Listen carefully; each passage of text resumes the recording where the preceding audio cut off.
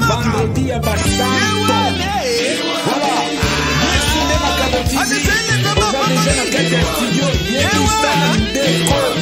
Maman, papa,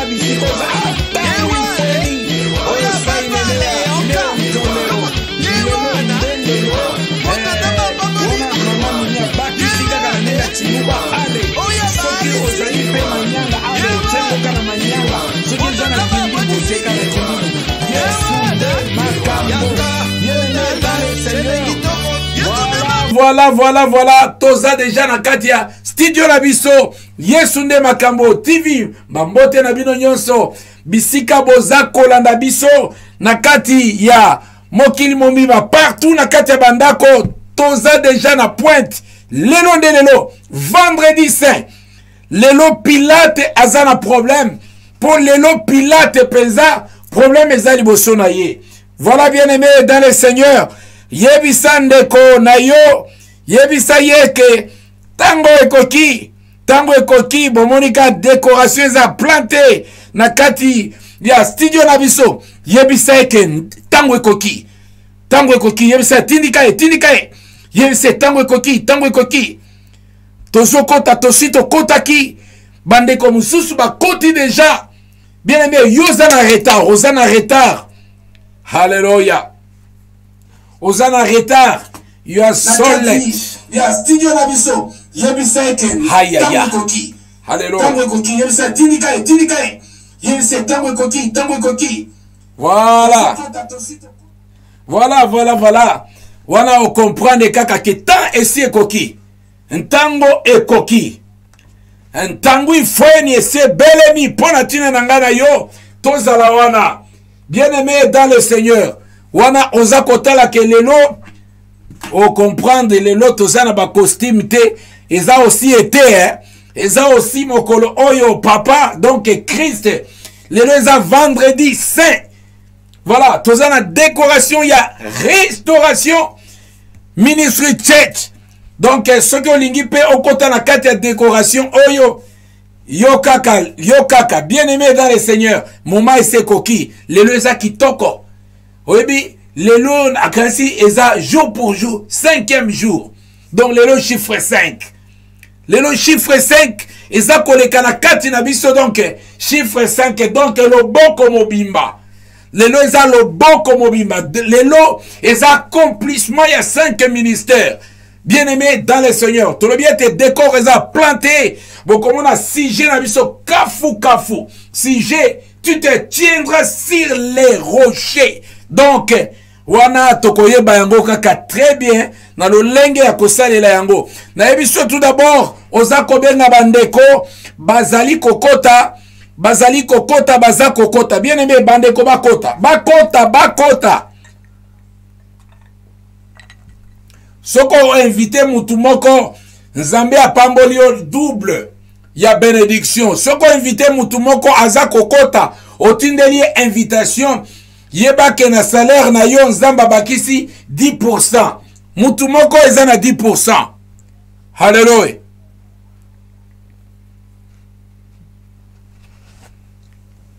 Alléluia. Bonsoir. Naza na ligne.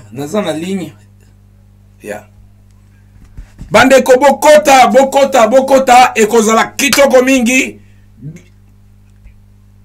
Tozoyebisa deja bandeko ke toza na kati na ligne. Yango moni ke toyambi tozoyebisa ndeko kobenga nga na telefone te.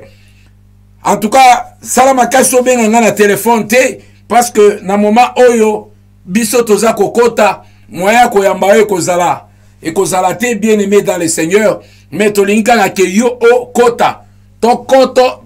Alléluia. Lelo sa inenea. Voilà. Lelo eza lelo ezali vendredi saint.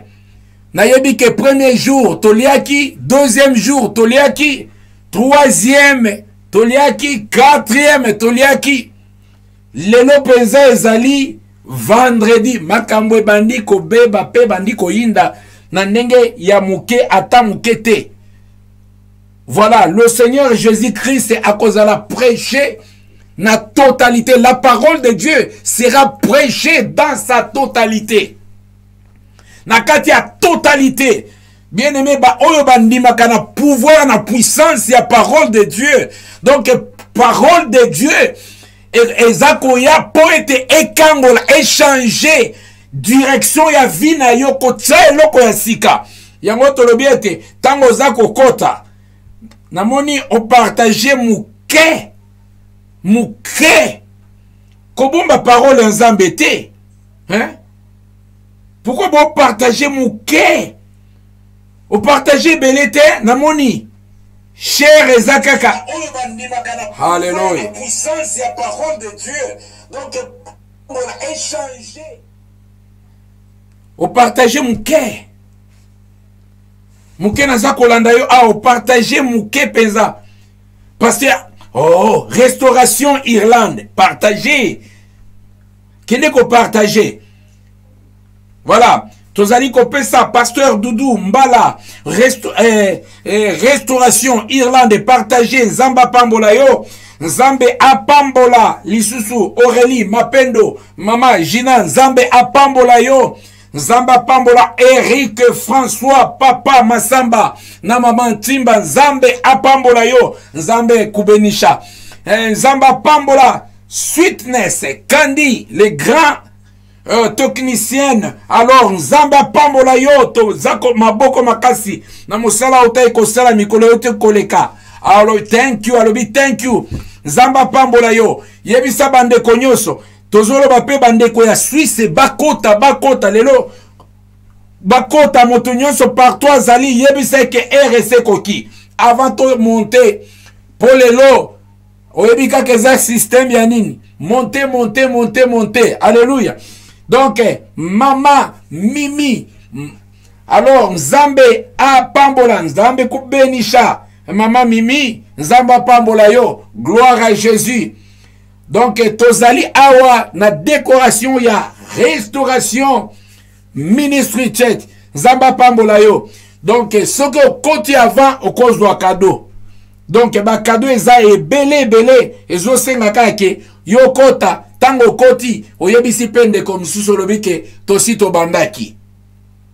Voilà, tosito bandi tozali ko salela pe tango pona ko pesa pe prédicateur na biso tango peza poete apupula peza liloba na nzambe na ndenge ya kosakana te mena linginde yo tango yo okoti yo ozape ko partager. O partager na combien de personnes? Na sengi na batoyo bazali na ligne. Komelanga i nombre ya partage au partager wana oteka ke na partager 0 au commis 0 na partager 10 au commis 10. Bien aimé okomona eloko ekosalema lelo ezali nini lelo ezali vendredi ya basantu o balobi ke vendredi saint. Bien aimé to inculquer yango même na bana na biso soki ezalaki awa Christmas soki nani Noël awa ndena bana baza kolela nini tout ça ba chrétien ba komisi no donc Pâques ba komisa ngo boring ya kosakana te eloko moko te donc ba omona ka normal donc mokili eza comme mabiso or eza grand fête na biso oyo biso bongi to fête makasi koleka pe koyebisa batonyo eza mobutu ya lelo nde butu ya masolo ya makambo eza moma oyo nde masolo ya makambo esika mokili mobimbe zwaki penza kimia ya kosakana te. Bien aimé mais yo vandi nayebi te masolo nini obetelaka bana na yo masolo nini obetelaka bana na yo. Haleluya. Mama tete Nzambe apambola yo bomba bandi kokomela ngai 20 personnes partager 20 personnes 20 muke penza muto asana ba camarade baza 500 so partager au partager na 20 personnes au sale le côté et ça pas même 0, osana non donc to sengo partager. Alléluia. Apôtre Chandelier Mais on partageait na combien de personnes? Chandelier Zalakana 7 déjà. 7 fois 7 fois 7. Donc, mbalamoko soko partager na batuana. Oyebi bénéfice. Nabi soko partager na mutumoko. Yeba ke ozali na lipamboli à 10%. 10% na lipamboli. Oyo zamba kopesa yo. Ainsi dit le zamba zasima maloba basali na ye pona koko kisa yango. Tolobi. Nombre ya batu yo partager comment? Olobi na partager autant. Bon, toko sala. Tozo tala combien de personnes oyo ba partage. Parce que par cher. Et bimara déjà ao. Bien aimé. Et bimara déjà ao. Lelo eza mokolo na biso. Eza vendredi saint. Omoni. Yango tozana ba polo apembe lelo to boaki ba kazaka. Christ mukolona. Azalaka na kazaka te. Na kosi yo te na ebiso makambo solo. Azalaka na kazaka te. Yango lelo. Toye penzana etene elamba ya restauration. Pona koyebisa ke lelo vi ya mutu moko ekozala restauré. Bien aimé avant na kota la prière. Boyebi kanga ndenge na yaka. Donc naza ya koyayuka déjà awa naza ya koyayuka. Na moni batu musu bako. Donc mutu moko kanda komi na partager 20 personnes. Batu nyonso awa. Donc a dintami na ko partager. Yeba ke ce que partager te. Yeba ke bazolongolo 10% na arbre de vie. Na yo esika nzamba pesa ki yo soko partager nzamba zako bakisa 10% na vie na arbre de vie na yo parce que ba otaka et puis ba bakisa kapé. Alléluia. Nzamba zwalokum. Bien aimé, je pense bien que batunde bongi ba zela nzambe nzamba ko zela batute. Motonde bongi zela lipamboli, lipambole bongi zela motute. Bien aimé, lipambole yezo zela yo. Ah, atana président sango tokenaka. Ce qui invitation zali tongo avant même l'heure. Pour bien que kuna makambo bien zali. Bongo liboso ya nkolo, yesu nde nkolo. Donc liboso ya nkolo yesu aza makambo. Pourquoi pas kozala avant l'heure. Yango na lobi na moment oyo ke makambo eza bien penza na ba onyo so akoti na temps. Tokeye komema moment ya prière. Tozali kokende kobonde la nzam. Parce que tolingi koloba mingi teme tolingi ko pesa prédicateur ya lelo oyo azako ya ko enseigner to pesa ye tana ye na temps wana po ete tolia penza malamu. Chrono eza liboso na biso na kati ya écran na côté ya gauche na mpanzi na likolo okomona ke chrono na biso ezali wana. Bien aimé dans le Seigneur, donc tout est prêt pour na kokota et puis kobanda masolo ya solo to bandi kobonde la nzam na lingeto kene kobonde la sikoyo otika espace et peu de roulement ina poko na lelo ozali kotika yango na kati na loboko na nzam ozako ebisa nzambe. Merci Seigneur Dieu des armées pour na moment pe na parole message okopesa ngai na kati ya poko na lelo. Bien aimé, kende kobonde la nzambe na yo, kende kobonde la avant que to invité prédicateur na biso, kende kobonde la seigneur nzambe na bikam banda ko kende kobonde la banda komata na monter na prière kobonde la komitika na kati na loboko na nzambe.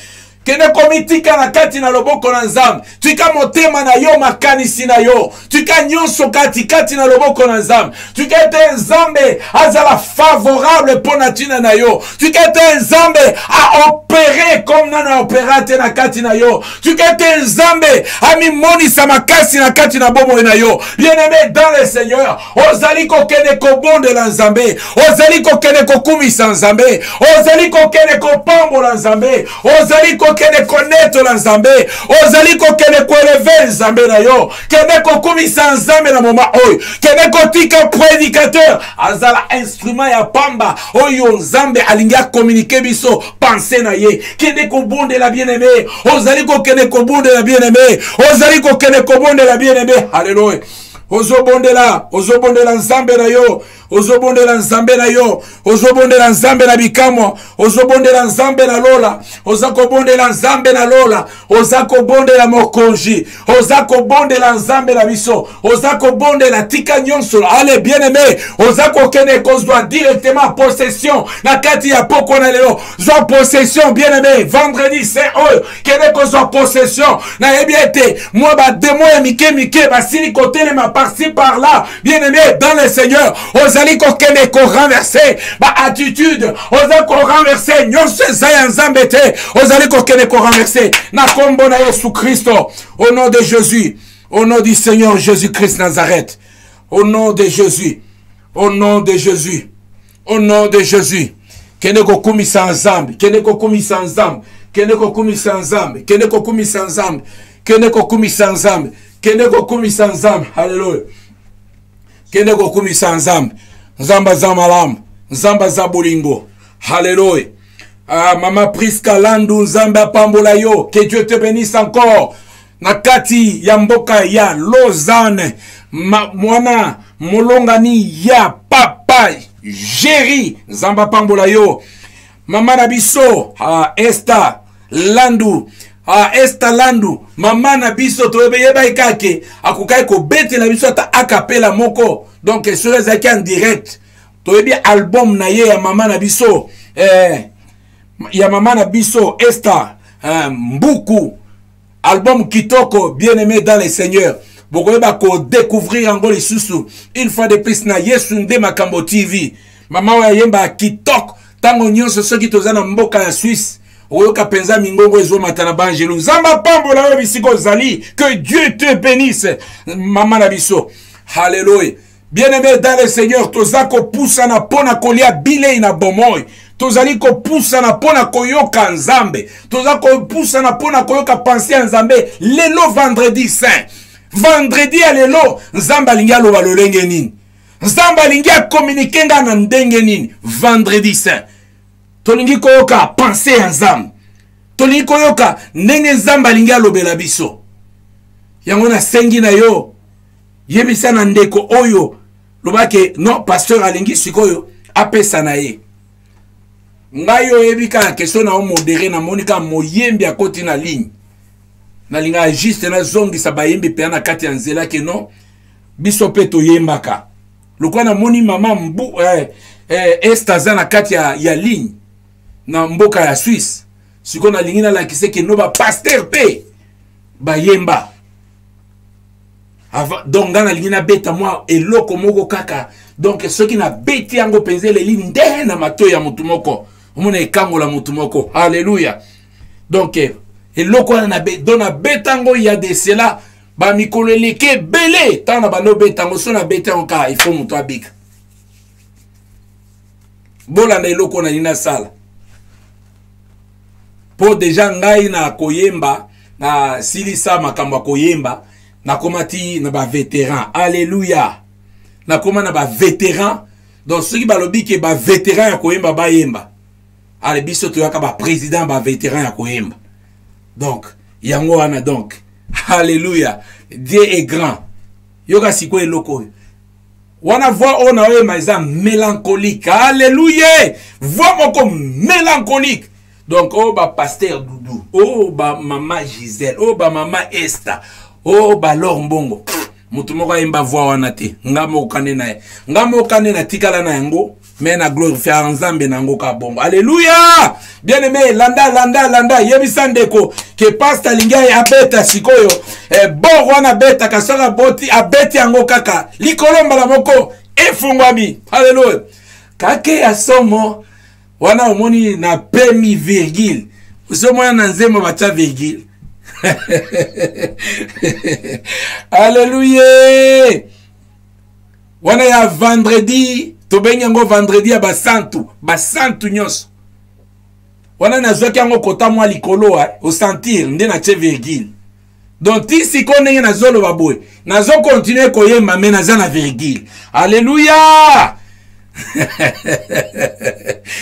kake ya somo ebeti na ntema na biso tondimite tika yawe azwa lokumu yoka nuance liwaya ni tika donc nasuki wana pona lingete okumisa nzambe alléluia biso tobanda koyemba tango batu bazana ba micro te na ba instrument te mbunda na voix donc nzamba azozwa lokumu na maboko sikoyo nalingi ke tokene kobongama poto yamba toyamba mosali na nkolo na poko na lelo toyamba oyo akolesa biso c'est ya vendredi Webi ke loko na otiko yemba e bloqué na mungongo muke bande bandeko ba permettre nano na melata po et libéré na imba kala ba 25 ans oyo. Voilà. Siko tozo kotisa papa na biso pasteur na biso azo elesa biso lobanzam boyebi kombo na enani. Est-ce moto moko na ligne akokomela nga kombo ya moto akolesa biso na poko alelo? Soko komelinga kombo penza ya moto oyo akopesa biso lobanzambe lelo na rotindelo polo oyo bakomi restauration ministre church oyo nga na lati. Soko pesi biso kombo ya moto oyo akolesa biso okomi na adresse na yo na rotindelo polo. Yo koma kaka nani azolesa biso lelo kombo na ye. Moto alibusu akomi awana moni restauration Irlande akomi nani mususu akoma.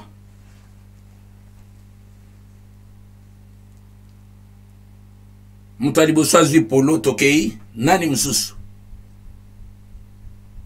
Moto ami bale azwi polo. Moto ami sato azwi polo. Moto ami nazwi polo. Tosuki wana bato bazwi polo ekoki. Mutu moko te azwi polo po mutu oyo azolesa biso kombo na ye Saint-Esprit. Batu nyonso baishiwe. Donc moi natinda no polo esati. Désolé. En tout cas désolé moi zo polo esati. Toujours yamba Saint-Esprit mutu akolesa kolobela biso parce que même instrument ko utiliser koloba ngana limo do ezayete. Donc Saint-Esprit bien-aimé dans le Seigneur, comme on a eu Saint-Esprit, moutaza ko communiquer azole sabiso. Eh, boyo ko melanga papa Jéri ko boma biso. Alors bike habi soki nga na lobby na ko communiquer liwa. Soki yo lobby o ko communiquer bomo. Bien-aimé dans le Seigneur, mutu moko azui polote concours na biso. Eh, sikoyo tozali ko benga instrument kaka oyo par laquelle le Saint-Esprit a utilisé na poko na lelo. Bien-aimé dans le Seigneur, l'instrument s'appelle un instrument wana nde tobengi instrument wana nde yango wana yango eya kotelema wana. Saint-Esprit a prêché biso les patrons des patrons toza kobete le Saint-Esprit maboko bisiko zali vraiment na kamwe bato ebele bakomi bakombo, mais je sais que c'est lui qui nous enseigne, c'est lui qui nous parle, c'est lui qui nous exhorte, c'est lui qui nous console, c'est lui qui nous donne la direction. C'est le Saint-Esprit. Nous acclamons le Saint-Esprit, nous acclamons et nous accueillons le Saint-Esprit au milieu de son peuple. C'est le Saint-Esprit. Voilà, Polo et Pamba va tout rater parce qu'il n'y a pas de révélation. Nous acclamons le Saint-Esprit quand il fait son entrée pour la communiquer. Gloire, paix, grâce, naïe. Voilà, nous appelons maintenant l'instrument que le Saint-Esprit va utiliser. À vous la parole. Amen, amen, amen, amen, amen. Gloire soit rendue à Jésus-Christ de Nazareth. Que Dieu vous bénisse abondamment, l'homme de Dieu, Pasteur Léon Kakouchi. Amen, amen. Nous allons remercier le Seigneur pour la grâce qu'il nous a accordé encore. Et cette soirée, nous disons encore merci partout où vous êtes. Nous allons prier le Seigneur. Dieu des grâces, nous te remercions, le Dieu de l'infini. Merci pour la grâce que tu as voulu encore s'asseoir ainsi aujourd'hui et que nous puissions partager ces moments avec ton peuple partout qu'ils sont dans le monde entier, Seigneur. Ceux qui sont en train de nous suivre dans cette télévision, Père, merci pour la main puissante qui va agir dans la vie de ton peuple, Seigneur. Merci pour la grâce que tu vas déverser. Laisse que ton onction puisse fouler encore cette soirée, que le cœur soit ramené, comme tu as dit dans ta parole, tu ramèneras le cœur des enfants vers le cœur du Père. Cette soirée, nous voulons que tu enseignes, tu ramènes, comme on a élevé le Saint-Esprit, sois élevé du début jusqu'à la fin, afin que la gloire, l'honneur, la puissance te reviennent, Seigneur. Ouvre l'entendement spirituel afin que nous puissions saisir les pensées d'en haut. Dans le nom de Jésus, Christ de Nazareth, j'ai ainsi prié. Amen, amen, amen, amen. Que Dieu vous bénisse abondamment. Vous qui êtes en train de nous suivre, je me présente, l'enseignant Jerry Teka. Je suis le pasteur dans ce pays, la Suisse, précisément à Lausanne, de l'Assemblée de l'Église. Et bien, content d'être parmi vous aujourd'hui. Na Tony Samina Esengo, Nazala, parmi les noms, Ozali, pour suivre Bisso, Nakati, Ya, Yesu, Le Makambo TV. Ozala, Béni, Batuni, na moment où Bazolanda Bisso, pendant tout au long, il y a séminaire Oyo. Et bien aimé, vous allez béni. Je bénis aussi les hommes de Dieu qui m'ont précédé déjà, mes confrères. Que Dieu vous bénisse dans tout ce que vous avez exprimé selon la grâce de Dieu et que Dieu vous bénisse. Que Dieu bénisse aussi l'homme de Dieu, le visionnaire de cette chaîne télévision, Pasteur Léon Kakouji. Que Dieu vous bénisse avec toute la famille et toute l'équipe que vous êtes en train de faire ce travail ensemble. Que Dieu vous bénisse. Par la grâce de Dieu, bien-aimé, nous voulons parler sur ce thème qui va vous édifier, bien-aimé. Vous savez, la parole de Dieu est vivante. Dieu est vivant, la parole de Dieu est vivante. Et c'est efficace et puissant. Et sur ce thème, on nous a dit d'eau à franchir zone rouge, bien-aimé. Alors, zone rouge, au monde en attend pas pour franchir zone rouge, oui, parce qu'il y a déjà danger. Et bah, pourquoi franchir zone rouge? Alors, bien-aimé, par la grâce de Dieu, Dieu nous a fait grâce et d'eau surpasser encore au-delà. Il y a où il y a ce pour atteindre le sommet où il est prêt à réserver Bisso gloire naï. Sans plus tarder, dans le 8e où il est pour modifier Bisso par la grâce de Dieu sur ces enseignements. Et Exode chapitre 33, verset 21. L'Éternel dit, voici un lieu près de moi, qui tiendra sur le rocher. 22. Quand ma gloire passera, je te mettrai dans un creux de rocher et je te couvrirai de ma main jusqu'à ce que je passe. Et lorsque je retournerai ma main, tu me verras par derrière, mais ma face ne pourra pas être vue. Que Dieu bénisse sa parole, bénisse abondamment. Toza toki mamba muti dengena lobara toko kota nde na kati écriture. Bien-aimé, vous savez, la révélation de la parole de Dieu est tellement claire. La Bible dit, elle donne l'intelligence aux saints. Bato banikitisi. Bato bazana posa, bazo saïla nzamba avec toute humilité et la simplicité. Il y a un moment où Nzambe à Biblia a révélé un bateau bazalaki tellement faible. Bateau bokoki kotia bango kate. Bateau bokoki koignore bango. Mais Nzambe azwi bato ya bongo asali bango bakoma bainstrument ya choix. Pour pas prêcher l'évangile afin que le cœur ya bato bakomona batatola Nzambe vraiment aza minene. Et Dieu, il révèle ces choses aux saints. Pourquoi aux saints? Parce que bateau nyonso bakomi orgueilleux na kati ya matoi na bango bakoki koyoka lisusu Nzambe te. Bakoki koyoka lisusu Nzambe te. Nakoki kopesa exemple Adam na kati ya jardin d'Éden, lorsque baliaki mbumu ezalaki défendu balia. Écoutez mes chers bien-aimés, la Bible dit, Adam lorsqu'il a mangé, akimaki face musika kanzan.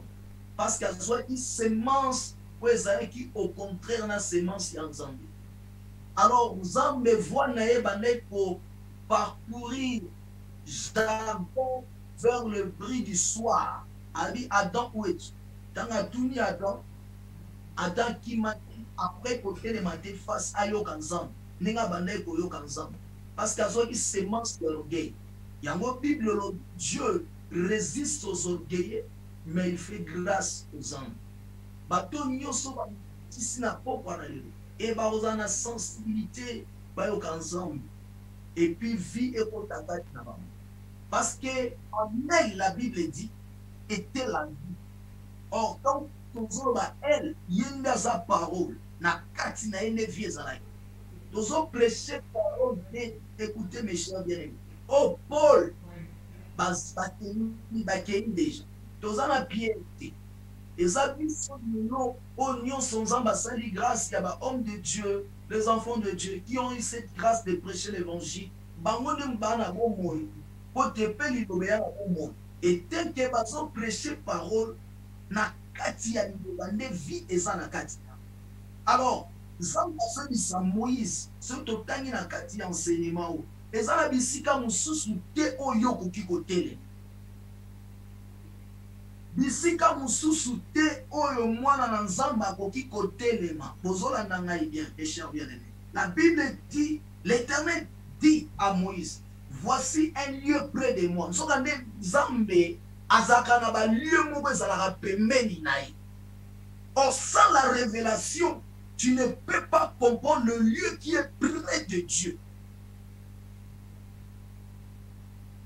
Bisika koki ezala ebele, bisika pe bato bakoki pe kosambela pe eza na mwa ebele, bisika pe bato bakoki partout kei na monde mobimba.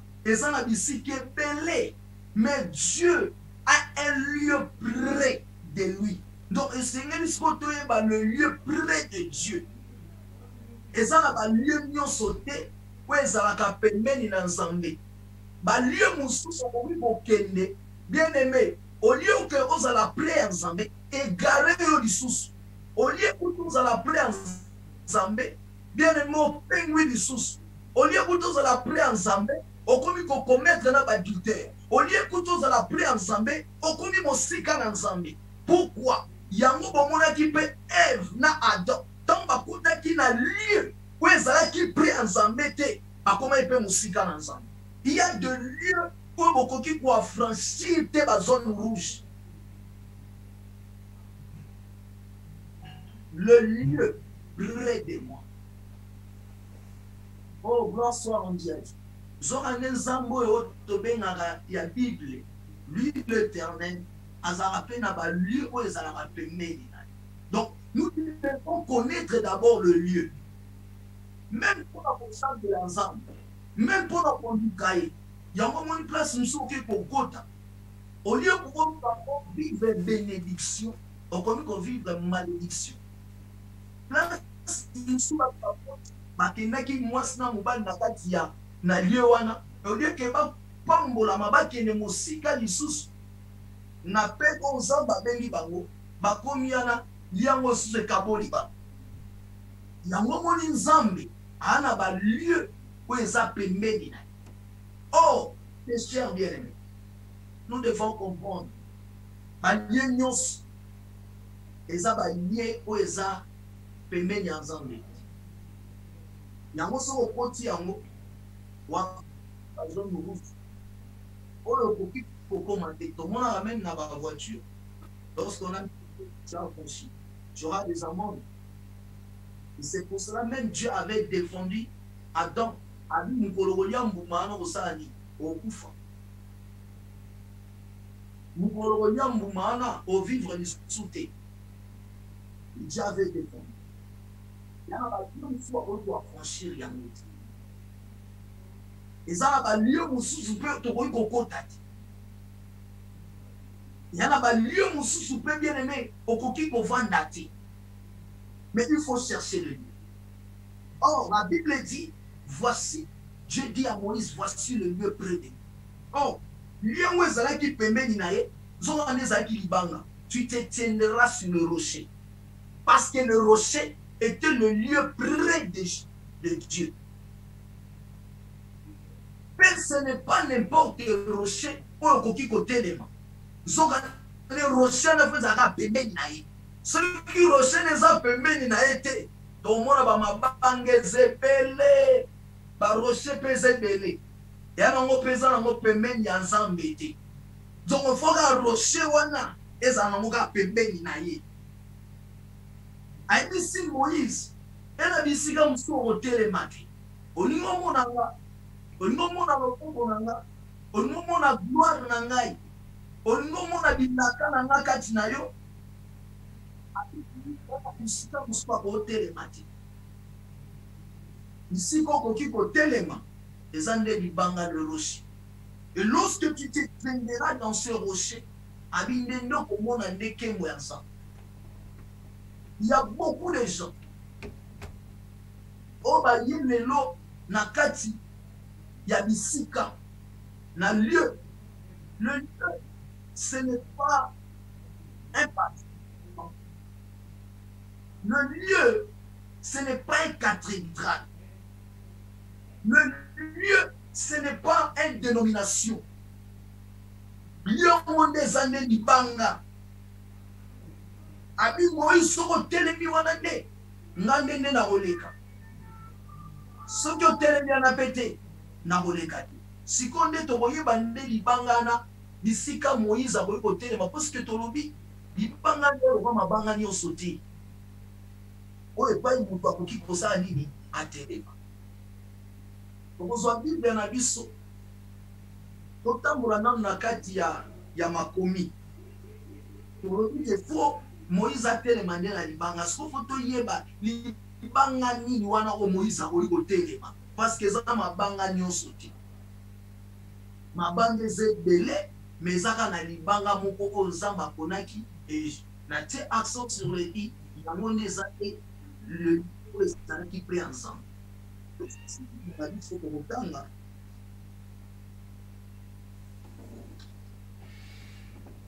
Ko tanga na Esaïe. Aussi la Bible na biso na livre Esaïe.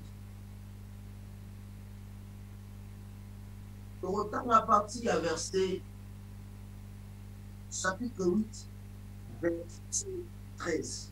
Pour comprendre maintenant libanga wana. Parce que libanga nzamba lobeza pembeni naye. Alors, Bible lobi na biso dans verset 13, c'est l'Éternel que vous devez sanctifier. Nous devons les sanctifier. C'est lui que vous devez craindre et redouter. Bible contient 14. Et il sera un sanctuaire. Bible continue à Koloba. Mais aussi un pierre d'achoppement et un rocher de scandale pour les deux maisons d'Israël. Yoka Bible Esaïe bisabiso akozala pe rocher. Akozala pe libanga. Zokande libanga na Bible zoloba na Esaïe zoloba libanga na zobengango abi il sera aussi un sanctuaire. Libanga na zokande ezalaki sanctuaire. Oh, sanctuaire, le demeure d'Elohim. C'était dans les sanctuaires. Oh, ezalaki mabanga nyonso te bokoki komona. Or, lorsque tu parlais à Moïse et par la révélation, ces pierres c'était un sanctuaire. Il sera un sanctuaire. Zokane Moïse babane koya, aimaki te libanga na zokane komaki sanctuaire. Pour l'homme de Zazoloba, il y a des gens qui devaient sanctifier. Il y a des gens qui doivent craindre. Ici, où Moïse a voté les mains. Nous avons des seigneurs qui déboulent ça. Ici, Moïse a voté les mains. Et seigneurs qui ne, il y a un monde qui mes chers bien-aimés. Et c'était un rocher.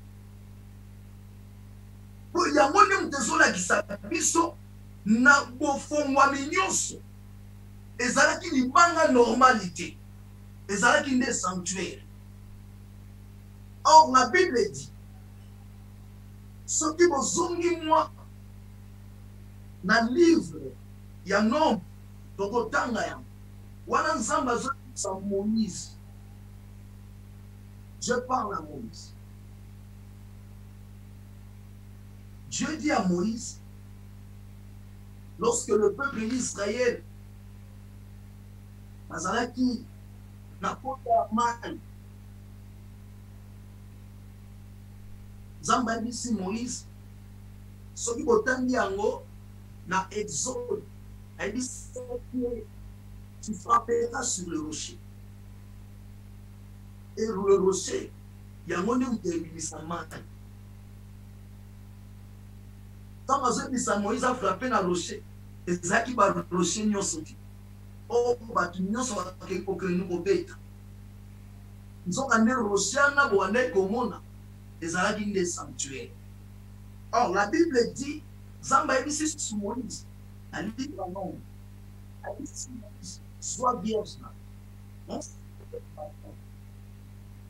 Habillé ça na libota ya Aaron, ya Alon, tokotanga yango.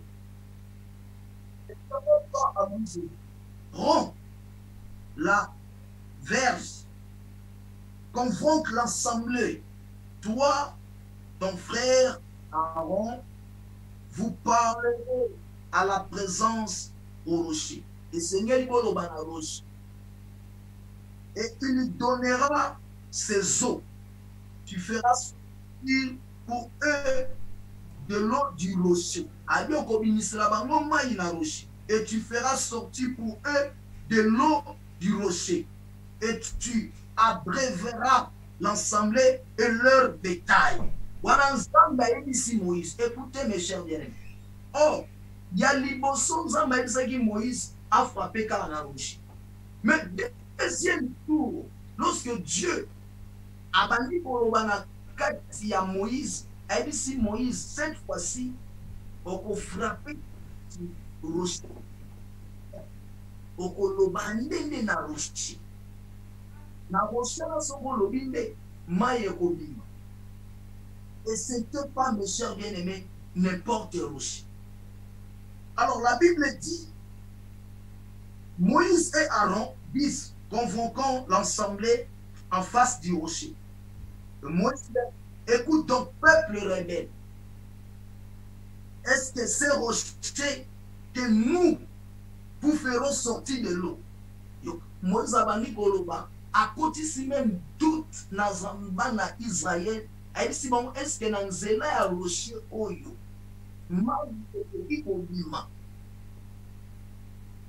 est-ce que de ces rochers de l'eau sortira? Or, le coup ensemble on aura kamalobanaï.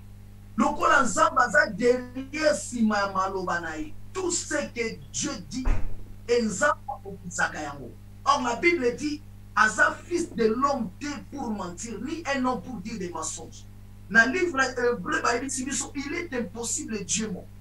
Parce qu'il n'a pas dit solo. Mes chers bien-aimés, lorsqu'à lobby et la parole, écoutez, la parole de l'homme de Dieu. Est-ce que dans le ya maï, na libanga or Dieu avait dit déjà, réponse ensemble à la ici, na ya libanga wana maï kobima. Écoutez bien-aimés, tout ce que Dieu dit à propos de sujet na yo, à propos de ma yo, peu n'importe les périodes, peu n'importe les jours, mais la parole qui est sortie de Dieu finit seulement par s'accomplir. Or, l'homme de Dieu est l'instrument, Zambende Atida qui est envoyé de Dieu. Aïbisié que l'obaka kanalibanga maïgobima. Moïse comme a pemben ya peuple, abaniko contre sa peuple doute par rapport à la parole. Écoutez mes chers bien-aimés, c'est le même doute que le serpent a semé dans la vie d'Ève. Dieu a-t-il réellement dit? Donc, à côté de ces doutes, il y a peuple de Dieu. Est-ce qu'il y a dit comme Dieu honore sa parole? La Bible dit, Moïse leva la main et frappa 2 fois le rocher avec sa bâton. Il lui sortirait de l'eau en abondance et le peuple en et la Bible dit, Alors l'Éternel dit à Moïse, a dit, parce que vous n'avez pas cru en moi pour me sanctifier aux yeux d'Israël, pour me sanctifier aux yeux d'Israël. Vous ne pouvez pas entrer ces peuples dans la terre promise. Et l'autre, ça, Moïse, à côté de la terre promise, le rocher. Nous avons dit Moïse a vu on sanctifié ngaïté. Donc, Esaïe dit ça, et c'est un sanctifié, sanctifié. Moïse a voulu s'en mettre devant le peuple Israël. A dit, parce que tu as fait cela, Moïse, tu ne m'as pas sanctifié. Oh, ce n'était pas n'importe rocher que nous devons tenir. Lorsque nous avons Moïse a tellement, Moïse a qui te tiendra sur le rocher. Or, le rocher était un sanctuaire. Et lorsque même à Zoa qu'ils ont dit qui est frappé sur le rocher première fois, or deuxième fois, a initié que l'oba sur le rocher. Alors je descends plus. Donc, la première fois, selon la loi, nous devons frapper sur le rocher. Autant de la grâce pour l'obéla, pour frapper le rocher, autant de la grâce, nous devons parler au rocher. Nous devons sanctifier le rocher. Il y a un moment que la prière à notre Père a dit notre Père qui est aux cieux, que ton nom soit sanctifié. Nous sommes tous au terre rocher. Nous sommes tous au sanctifié des combos. Mes chers bien-aimés, et c'est de sorte que Moïse a compté en acte terrestre à cause du rocher. Bisika ni yotelemi. Banda ko vérifier bisika yotelemi. Parce que bisika yotelemi, eza bisika nyonso te o bakoyi kotelemi. Mais faut y banda mu bisika yotelemi. Et ce que bisika yotelema, yango ndenge muto bana ko kulisa yango. Dieu a dit à Moïse, tu m'as pas sanctifié aux yeux de mon peuple. Tu ne m'as pas sanctifié aux yeux de mon peuple. Or, lorsque nous avons dit à Moïse, Abi, on ne coûte pas nangai. Et ça n'a pas lieu ni au sauté. On coupe tout le monde ensemble. Mais c'était le rocher. A dit, c'est ce qui, au télémine à rocher, il y a une gloire dans les boulets. Raison pour laquelle Paul t'envoyé à zo révéler biso. Yoka Paul doit zo révéler biso. Paul a bandi ko mema biso ya ko révéler biso libanga wane zalaki ni. Ou zalaki na kati ya désert. Écoutez l'homme de Dieu Paul. Il est en train de nous révéler ezalaki libanga nyon sauté. Oyo Moïse a kokai ko beta yango lisusu aloba peuple rebelle. Et ça se fait aujourd'hui aussi na bana na nzambe nyonso. Ça se fait aujourd'hui na ba toyo o nyonso bazosalela nzambe oyo bazokota doute na kati ya maloba na nzambe. C'est qui désobéir à la parole de Dieu. La Bible dit Yoka Paul Azoloba, 1 Corinthiens, chapitre 10. Bible Zoloba, frère, je ne veux pas que vous soyez, que vous ignorez plutôt que nos pères ont tous été sous la nuée et qu'ils ont tous passé à travers de la mer. Wana Paul concernant l'ignorance, Abibo ignorait à côté. Ils ont tous été baptisés en Moïse dans le nuée et dans la mer. Moïse Azaraki Moutounio sauté. Selon la chair, il était un homme selon la chair. Mais à l'intérieur, il y a Moïse avait l'esprit de Dieu en lui. Babi bango nyonso bazalaki ana balekaki babatisamaki na Moïse na nuée. Or la Bible dit qu'ils ont tous mangé le même aliment spirituel. Et ils ont tous bu le même breuvage spirituel. Il y a un monde avec Koloba. Paul azoloba azoteya biso mateya oyo eza ya molimo na bato oyo nyonso bakomi ya molimo. Pour que bato ya molimo ndenge bazosaisir le pensée de l'esprit. Or, on est même, quand on parle de la nouvelle naissance, cela veut dire quoi? L'homme est né de l'esprit. Or, ce qui est né de l'esprit est esprit. Donc,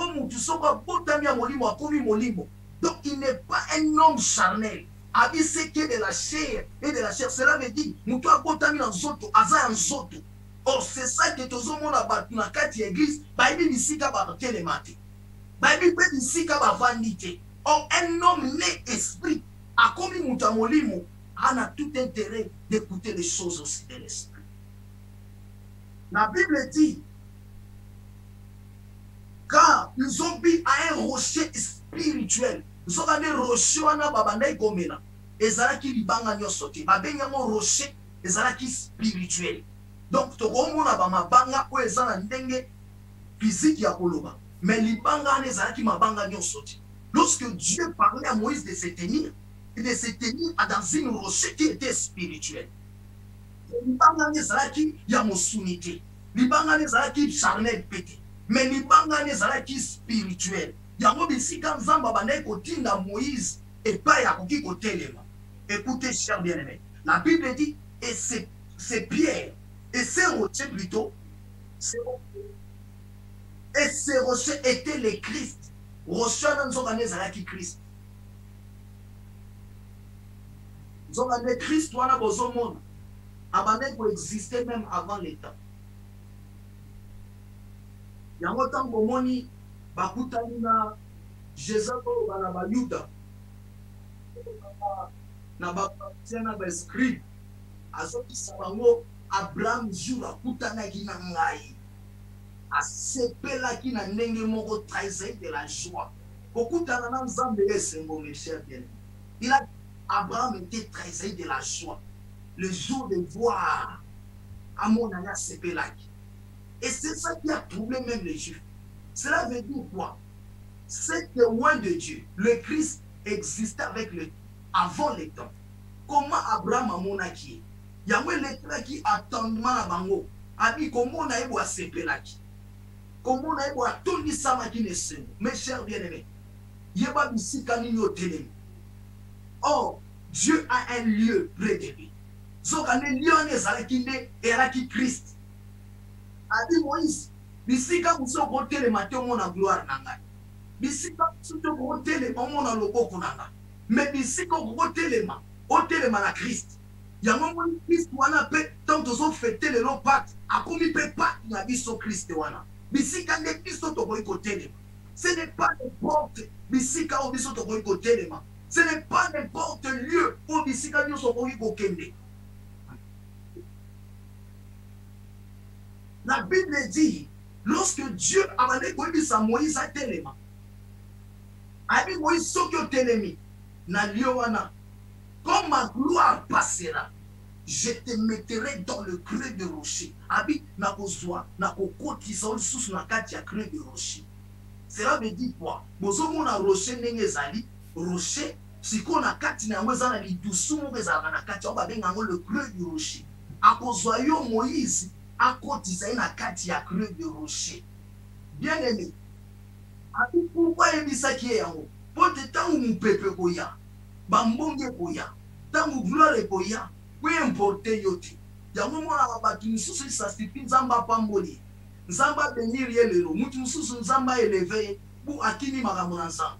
Abosani na nzamba.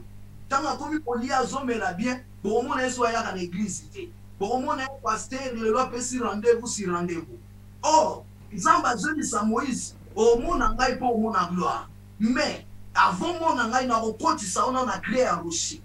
Donc, on n'est pas zindi, c'est un créé un rocher. Pourtant, gloire et koya, Zamba ne moutako monana, Moïse a disparu. À côté de la katia creux de rocher. Cela veut dire Moïse au côté de la katia, au fond, il y a sanctuaire nangai. C'est là ma 2 pieds et tellement la katia ma ensemble. Yango moni mutu lelo zo sambela ensemble likolo moko libanda likolo moko na kati ya Christ Or, la Bible dit, ceux qui sont en Christ et Jésus, ils sont devenus de nouvelles créatures. Les choses anciennes, makambo nyonso eza ya kala esengeli eleka. Bato bakotisami na kati ya Christ, bazovivre selon molimo, bavivre basu selon mosunité. Pe makambo na bango nyonso ya kala, bakoki kokonsidere yango lisusu te. Kote ba vie na bango échanger complètement. Tu ne peux pas demeurer en Christ avec le péché. Kote masumu bozomona yango, tokomona mutu physique, mais masumu ezalaka na kati ya mutu. Ezalaka libanda te. Même si boke na mai ya batembo batisi mutu, mutu abimbi na ye bonzo na masumu ya na kati ya mutu. Et c'est comme la sorcellerie. Sorcellerie pe ezalaka na kati ya mutu ya libanda te. Tokoki kosoba na biso, mais eza na kati ya mutu. Bakoki kochona mai babimisi yo. Oh mes chers bien-aimés, ceux qui sont en Christ Jésus, bato bakotisani na kati ya creux de rocher. Bango ne mbato zelande kembo ensemble. Temps et oumeli. Même le temps, il y a bénédiction aux tardé. Même le temps, il y a ma camouflage en monité. Et tu espères à cela. Rester seulement sur le creux de rocher. Adi salaka na creux de rocher. Ngana na l'équité. Soko moni ngane na l'équité. Ne okomona ne bien aimé. Ngai ne na sima. Et tant que nan omoni zambete. Nana l'équité. Bien aimé zala toujours na creux de rocher. Donc tu devais être dans le creux de rocher. Raison pour laquelle Bible dans la vie, Jésus au monde accueilli a coupé une femme samaritaine. A dit qu'on expliquait le lieu. A dit là dans lieu nous sauté pour l'adoration. Et ça sur la Jérusalem était. Et ça ils sont pété la bangomba. A dit maintenant un lieu. A dit qu'on t'a ça moi suana. Il y avait ça la révélation à la femme. Pour comprendre le lieu. Oh, koki ko gumba même. Oh, koki ko pour marquer ta adoration. Et cette femme qui était l'image de l'église, il était pour marquer ta adoration dans ma bouteille na Jésus. Et Jésus dit c'est le lieu amour. Lieu où se zati. Et le lieu est venu maintenant où le Père a besoin des adorateurs qui adorent en esprit et en vérité. Bien aimé. D'où vient un adorateur? Un adorateur est celui qui demeure en Christ qui est la parole. Donc, ça va dire qu'en vérité, or la parole de Dieu, la Bible dit, sanctifiez-vous, Jean 17, 17, sanctifiez-vous par la vérité, car la vérité c'est la parole. Donc, on est lieu par Moïse à côté les mains, et ça veut dire qu'on va ensemble. Et c'est ça la vérité. Or, le diable, mes chers bien-aimés, le diable, à côté de manakati la vérité. Il y a trois choses que le diable a dans le monde. Il n'a pas la vérité. Le diable ne peut pas se convertir. Il manque d'amour. Or, dans Jean, chapitre 8, verset 50, à côté de manakati la vérité, il ne peut pas se tenir dans la vérité. Parce qu'en lui, on a trouvé une autre semence pour ma béni songe. Mais Dieu parle à son enfant Moïse, à son serviteur. A dit ici qu'on rote le mandé na kati ya bosolo. Zokande bosolo yango ezalaki nde libanga. Zokande bosolo yango nde ezalaki parole.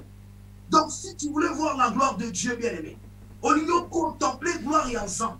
Les deux ans bisika mosusu te. Les bisika yango nde ezali loba. Zokande soko limomo na gloire et ensemble. Eza na kati ya liloba.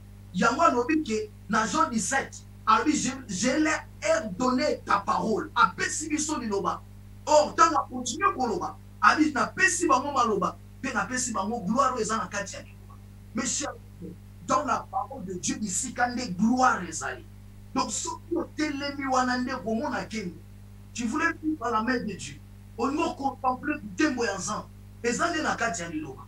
Enzuka liloba yango nde eza sanctuaire. Bisika tembo ya Nzambe pa evanda. Ce n'est pas n'importe quel lieu bien aimé. Et ce lieu, c'est le rocher. C'est par laquelle on peut inviter le peuple de Dieu. Ici, quand il y a un côté les mains. Ici, quand il y a un bon moyen. Mais okoki kotelema te na masumu nyonso. Parce que bato bakoti na kati ya rocher wana babi bavi na bango échange. Bakomi bato ya molimo oyo nazobenga l'homme né de esprit et esprit. Bazwi puissance ya likolo. Bakomi sou bato ya sete. Bakomona lokwa bato nyonso nde bamonaka te. Yango Bible ezoloba. Abi Moïse onomonanga. Tiens-toi sous ta parole. Onomona loboko na Nzambe. Bokende esika mosusu te. Même si ça tarde. Je parle à quelqu'un. Même si ça tarde. Attends là. Naliloba. C'est que la parole a dit. C'est que Dieu a dit. Yango ne kokokisama. Yango moni que Moïse, il ne pouvait pas à côté. Parce que dans la année kobeta libangana, aibakite libangana ezaki Christ. Bakokai kobeta Christ ba c'était deux fois. Et ce n'est pas crucifié une fois. Au biso de notre zoa grâce wana ya koloba. Naïe. Mes chers bien-aimés. Ngonge kokisana. Dans la misika na no telemi. Tam so telemi na bâtiment. O telemi na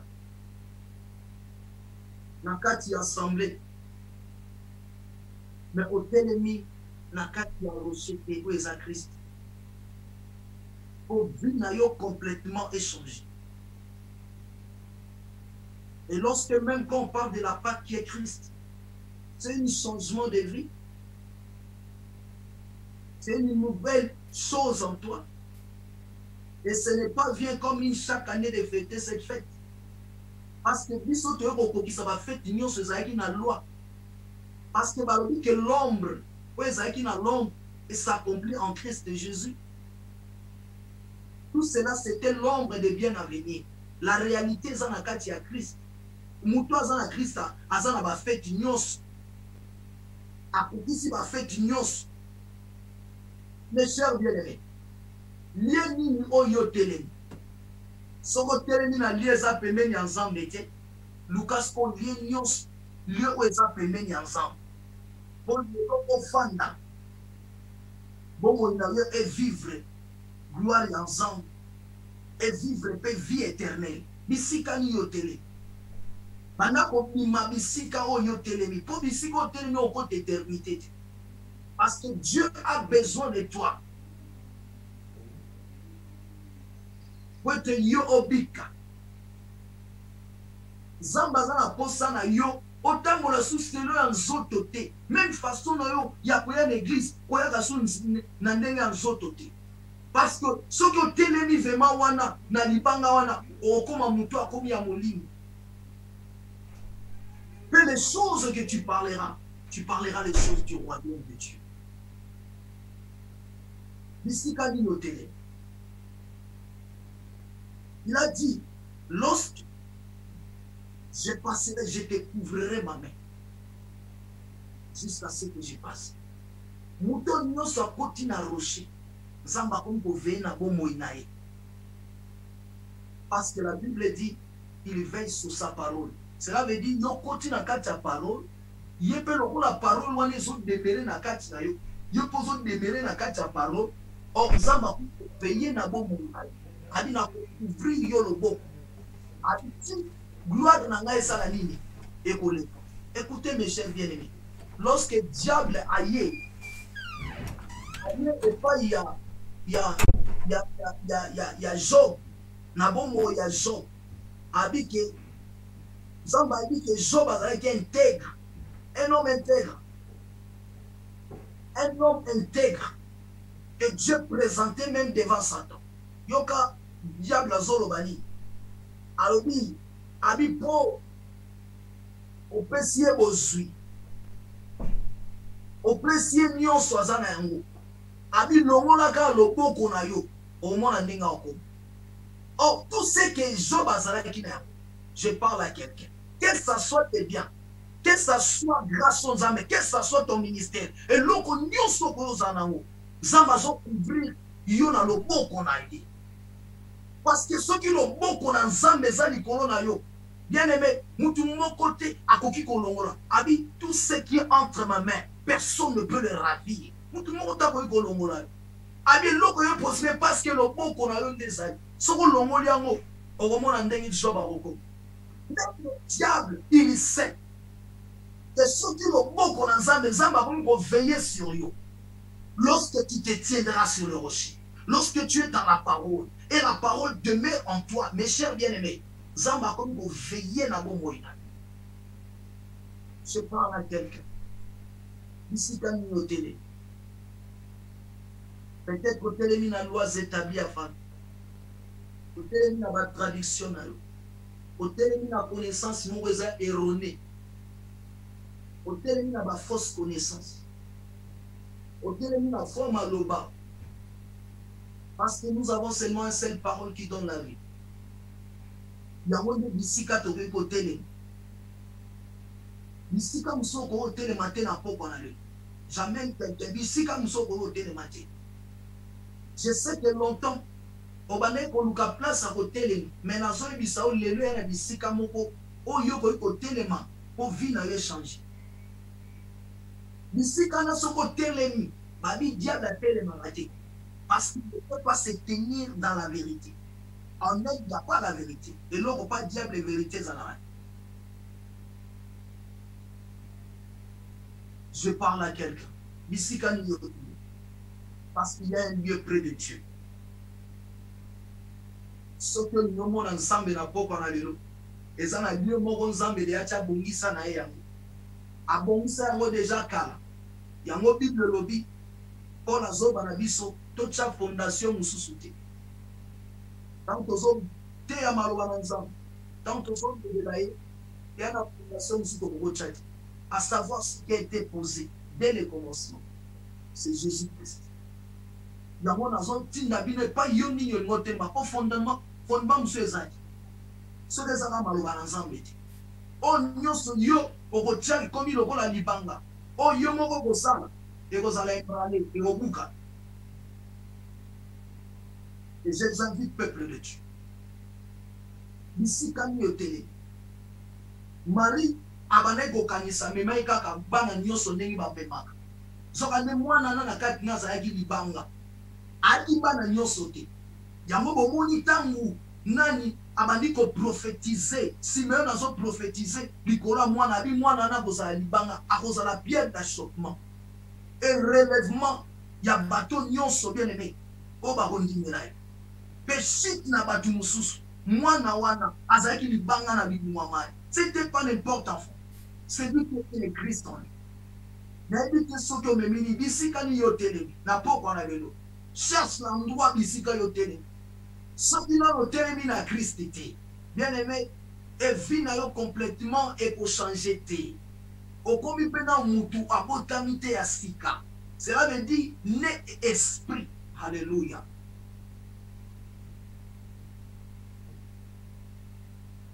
Dieu azolo bela mutu moko na poko na lelo. Na nina eba lieu nini yo telemi et bisika nini yo zali. Soko telemaki na bisika oyo bande kokumisa nzambe te e bande honore nzambe te. Le lieu eza moziki te. Le lieu ezali ba réunion moko ya ba fitilité te. Le lieu ezali bisika moko te toye tobimi toke. Le lieu eza bisika où le peuple de Dieu baza pour rassembler, oyo baza étudier pe perfectionner o ba kota royaume ya nzambe. O ba komi bato ya molimo yango nde ekomi rassemblement des saints. Bisika batelemi na parole de Dieu. O kolonga monoko na bango ezo exprimer même na temps oyo tokomi lelo ezaka maloba na nzambe. Ce n'est pas n'importe lieu, mes chers bien. C'est le rocher. Pour le lieu par excellent, nous devons se tenir au temps de la fin. Yango alobi bato bayebi nzambe na ta ya suka bisika bango batelemi bagisaka avec fermeté ya malobo bango bazwi ya Christ kati na bango. Que ça soit le temps que ça soit makambo yozomona bisika yo kotelema nde kwaji soko telemi lelo na maloba na Nzambe mpe kosala soko telemi na maloba na Nzambe lelo maloba na Nzambe ekokokisama mpe parce que la parole n'atteint à suka et nous allons retrouver encore plus cette fois. La parole est vraie et la parole est juste et véritable, digne d'être glorifié. Que Dieu vous bénisse. Nazo Memabino, maintenant la temps à prière. Peuple de Dieu, approche-toi maintenant. Alingi obimana naba bisika yo zali. Vérifiez bien bisika yo telema déjà. Peut-être yo telema na maloba moko boye oyo kangama na yango. Des fausses fondements. Au téléma, na parole moko, ou epesa kobo moïté. Et chaque année, au vivra kaka, ba routine à ba routine. Les choses, les autres côtés. Mes chers amis, pour vivre à la gloire de Dieu, c'est la parole de Dieu. Pour vivre, oh bateau bozo zela, ou lipa moli, ou bomona, qui n'y a la bombo inaï, ou mona peine à katia vinaï. Bien-aimé, c'est dans la parole de Dieu tu peux le trouver. Oh, kolukana mokili. Le bonheur est dans la parole de Dieu. Il y a mon écouté quelqu'un ce soir. A dit que tanangai bisika onzamba linotele. Bisika dia na tele marate. Pour na dia ba kota rate. Pour dépasser na trône, ana droit au tele manamaloba na nzamba. Mais si kaba bengana ya ana pouvoir ta osonga. Mais yo nangana yo lelo. A préparer biso place bisika to ko vanda. Et puis bisika to ko telema. Je m'en vais à préparer biso place. Mais pour la diable, place na eza sous na tronité. Ya on a vu muto akotami ya molimo ou a comme une nouvelle créature a eu pouvoir ya royaume kati. Mais vi na ye goza ndenge batu nyonso te. Donc, quand on a libondeli, n'a même pensé à mon corps. Allez, donc continue à libondeli maintenant. Mes chers bien-aimés, vous qui vous êtes en train de me suivre partout, tu as dit qu'on est élevé comme moi ensemble. Bisi ko yozali, bisi ko zali pour mon akembo ensemble. Bisi ko zali pour mon aloboko ensemble. Na poko na lelo. Tala bisika nini oyo telemi. Tala bisika nyonso oyo telemi. Poete zali susute na bangomba. Eza soute pe na Jérusalem. Eza soute na ba domination. Mais le temps est venu. Yango ndeza na kati ya maloba bisika bi to temi na solo nyos. Yango nde bisika nde to so bumba mapoto élevé kombo ya ensemble. Banda ko élevé kombo na ye. Sono bokaya ba. Banda ko élevé kombo ya ensemble bisika bozali banda ko élevé. Maya sekerie na banda ko élevé. Pendant qu'on est élevé, élève le nom de Jésus. Pendant qu'on est élevé, la Bible dit lorsque vous commencerez à élever le nom de Jésus, vous reconnaîtrez qui est Jésus. Pendant qu'on est élevé, au-dessus, bien-aimé, au sommet. Au-dessus, bien-aimé, n'a pas quoi dans le combat. Pendant qu'on est élevé, my God, l'okorobo shakariena. Come on, Jesus, monte avec moi dans la présence de Dieu. Monte dans cette montagne de la prière. Pendant qu'on est élevé, marobo kaya sende. Banda ko élevé, vous reconnaîtrez qui est Jésus. Il est le maître de tous les esprits. Banda ko élevé, n'a pas quoi dans Banda ko élevé, la Bible dit, Dieu l'a souverainement élevé. Écoutez, Dieu l'a mutute muta tombolai. Zameye mo bazua tombolier. Na kati ya kiti na bokonzi. Apesa kombo eleka ba kombo nyonso. La Bible dit au-dessus du nom de ta mère, au-dessus du nom de ton père, au-dessus du nom de ta mère, de ton nom, élève le nom de Jésus. Maya Sokorobo Kadamama. Monte avec moi dans la montagne de la prière. Nous élevons le nom de Jésus. Oyosaka Mama Robo Kende. Commence à l'élever cette nuit. Banako Tombolaye. Barbie comme le Fils de l'homme s'est élevé. Il s'élève encore aujourd'hui. Maya Sokoriena Bandako élevé. Banda Tureka Ya Sokoriena. Le long des anneaux. Oh, today is today. Banako élevé. L'Icolona sommet. Yamakaburayo, l'icolo bien-aimé, au-dessus de la malédiction, au-dessus de la condamnation, au-dessus de la franc-maçonnerie, au-dessus de Rosicchristian, au-dessus de Bouddha. Commence à l'élever au-dessus de la sorcellerie de ta famille. Élève le nom de Jésus. Banako tombolaye, boutouyanelo, tombolaye, maya sekeriena. Il est assis dans le trône le plus élevé. À son nom bien-aimé, les aveugles voient, les sourds-entendent, le muet pas. Maya sokoriena, les bikaya seke, le morceau ressuscité à son nom est proclamé. La Bible dit quiconque invoquera le nom de Jésus sera sauvé, bien-aimé, sera libéré cette nuit. Il est donné un nom puissant, un nom terrible dans les batailles. Le nom de Jésus, bien-aimé, tombola kombola Yesu. Banako élevé, n'a pas le nom. Lorsque vous commencez à élever le Fils de l'homme, okoyeba nde yenda zankolo, okoyeba yenda zanzambe na pokwana lelo, loboko yo sekelienai. Le nom qui a été caché dans la dispensation de la loi, révélé au temps de la grâce. Le nom de Jésus, Makayal Banako élevé Komboyo. Bien-aimé, Bapé Sabiso Kombo Elokum, Bapé Sabiso Kombo glorieux. Écoutez, dans la loi, on est chassé par les démons. La loi Kombo Bamba, aïe aïe aïe aïe.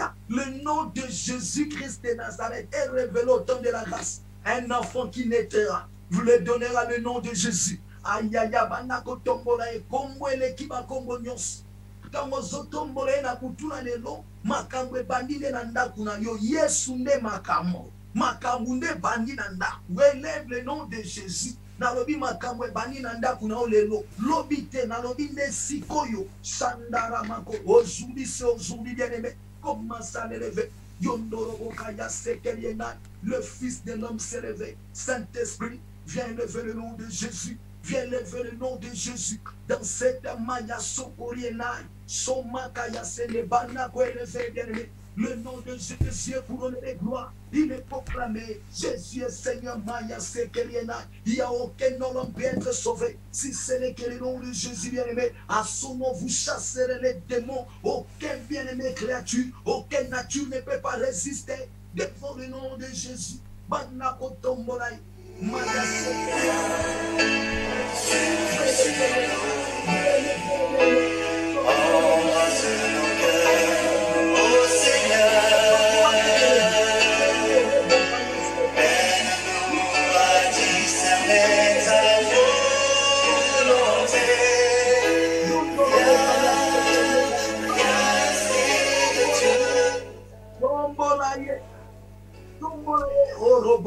sekeriena. Élève le nom de Jésus. Alléluia. Marobokaya sekeriena. Lomokaya mama robo seke.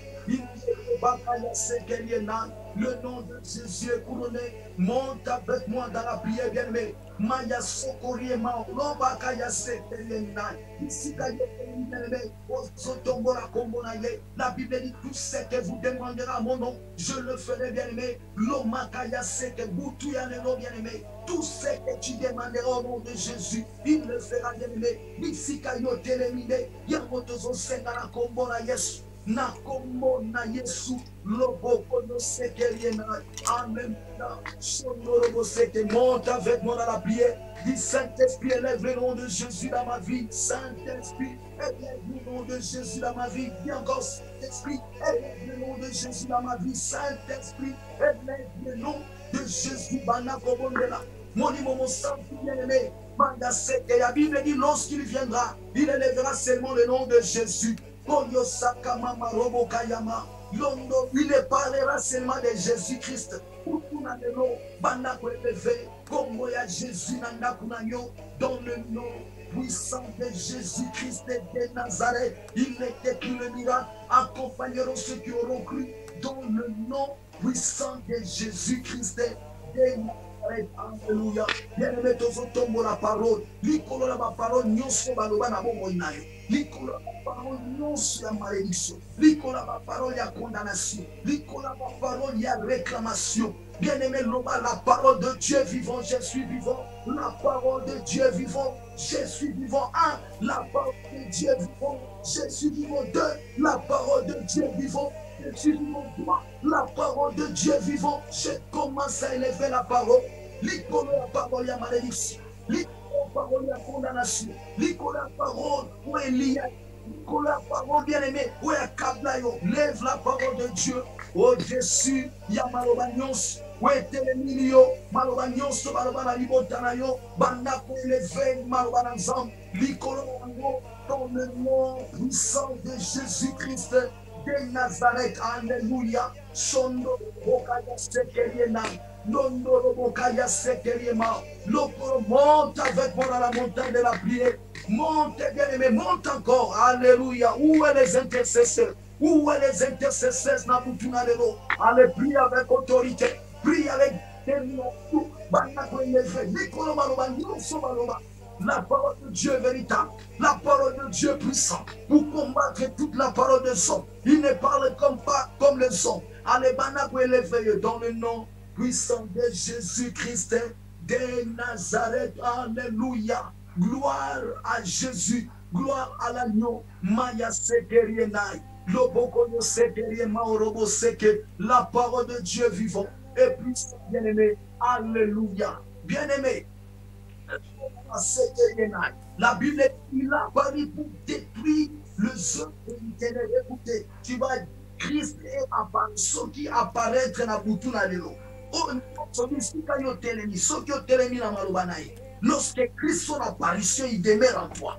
Et si il fait à la détruire, parce que la Bible dit son apparition à bouton à l'élo pour détruire les œuvres du ténèbre. L'œuvre de la croix, il a renversé les œuvres des ténèbres. L'œuvre de la croix, il a renversé les œuvres du ténèbre à toute l'humanité. Makaya Sende 1. Christ a apparu dans ma vie pour détruire les œuvres du ténèbre dans ma vie dans le nom puissant de Jésus 1. Christ a apparu dans ma vie pour détruire les œuvres du ténèbre dans ma vie dans le nom puissant de Jésus 2. Christ a apparu dans ma vie pour détruire les œuvres du ténèbre dans ma vie dans le nom puissant de Jésus 3. Christ a apparu dans ma vie pour détruire les œuvres du ténèbre dans ma vie dans le nom. Allez, bien-aimé, Banako détruit. Il a apparu cette nuit. Aujourd'hui, c'est aujourd'hui, non, demain. Today is today, bien-aimé. Oh, Jéhovah, le long des années, Yesu Ndazamakam. Yenda qui pour détruire. Mitsareman Beweza. Katina Bomo inayo. Katina Binayo. Onyon swe Vanda. Onyon swe Kangani. Obondelate. Onyon so bien-aimé. Yamulili. Onyon so Banoka Kanabutu. Onyon swe Yaka ya malédiction. Oyaka ya condamnation. Onyon swe Vanda. Bien-aimé, bonde. Où est les inter? Monte avec moi. Dans le nom de Jésus, monte à la montagne de la prière. Monte à la montagne. Bonde la bien-aimé. Son apparition dans ta vie était pour détruire. Aïe, aïe, aïe, aïe, aïe. Où est les hommes de feu? Où est les hommes de la prière? On a changé vinaï. Anapokwanadelo. Abondela nanga elongo. Konya sakarie nai. Nani circoncis ot. Wakata mangengate. Wabotanga na royaume ya Nzambete. Wazo manda céleste te. Allez bana ko détruit. Ah, si tu es un fils de Dieu. Allez bana ko détruit. Misa non son katinayo. Na pokwanadelo. Aïe, aïe, aïe, aïe. Londo robo shaka mama. Au nom puissant de Jésus, bondela, bondela ndeko, dozo bondela, yendala bakorobo sende, yondo robo kayama. Son apparition était pour détruire les œuvres du ténèbre na kachabo moinayo. Batu nyonso babandi na Christ kat na bango. Nyonso eza ya kala feza la détruire. Okoki kosambela Nzambe te na masumu na nyonso ya kala. Non bien-aimé, là tu n'es pas en Christ et Jésus. Oya comme na kati ya Christ. Misa nyonso ya kala feza la détruire. Allez détruiser yango son apparition. Il a apparu cette nuit. Il a apparu cette nuit. Na bomo inayo. Pona ko détruire nyonso ya kala. Pona ko détruire nyonso ya kala.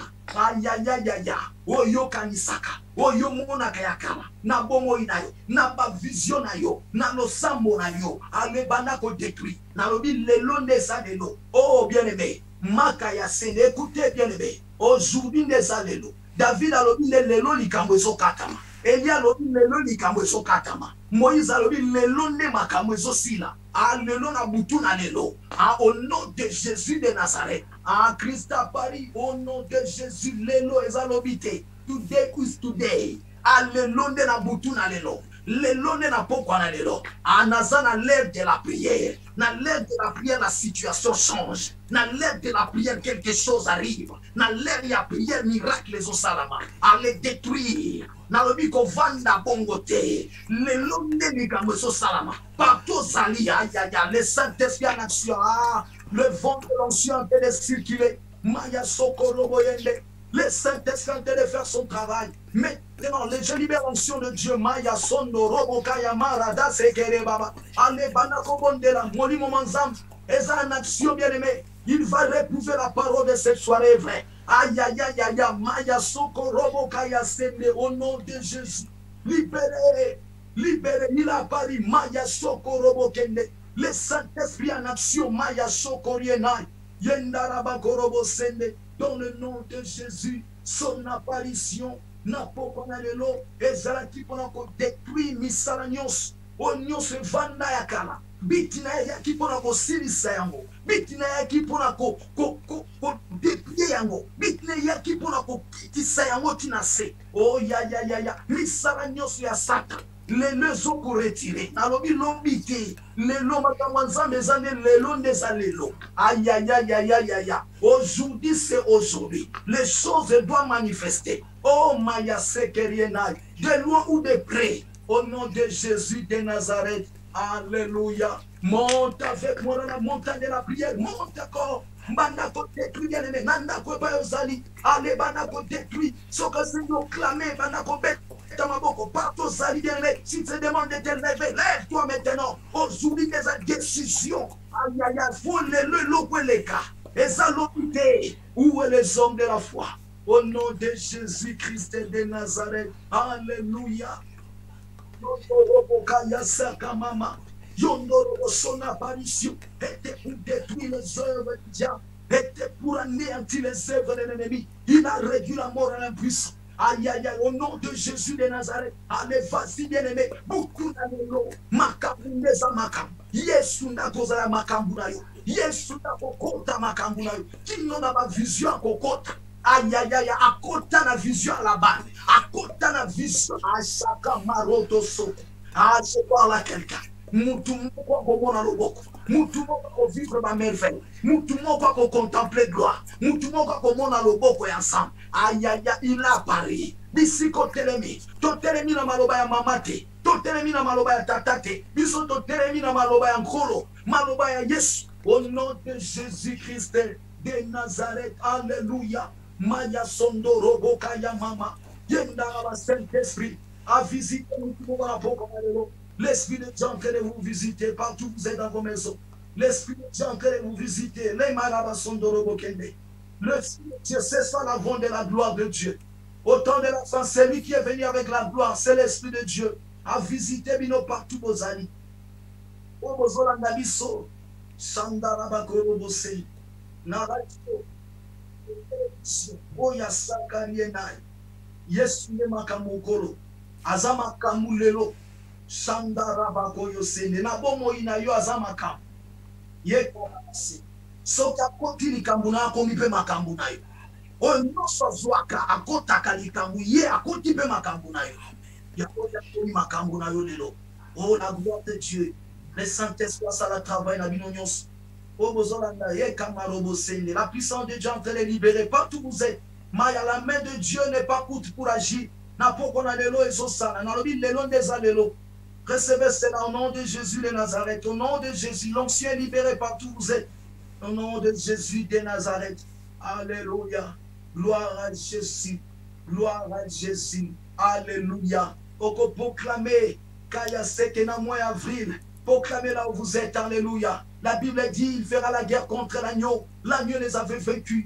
Parce qu'il est le Seigneur des seigneurs, le roi des rois. Il fera la guerre contre les saints. Les saints aussi le vaincront. Yokangai. Raison pour laquelle la victoire de l'agneau est devenue notre victoire. La victoire de Dieu est devenue ta victoire. Proclamez cela.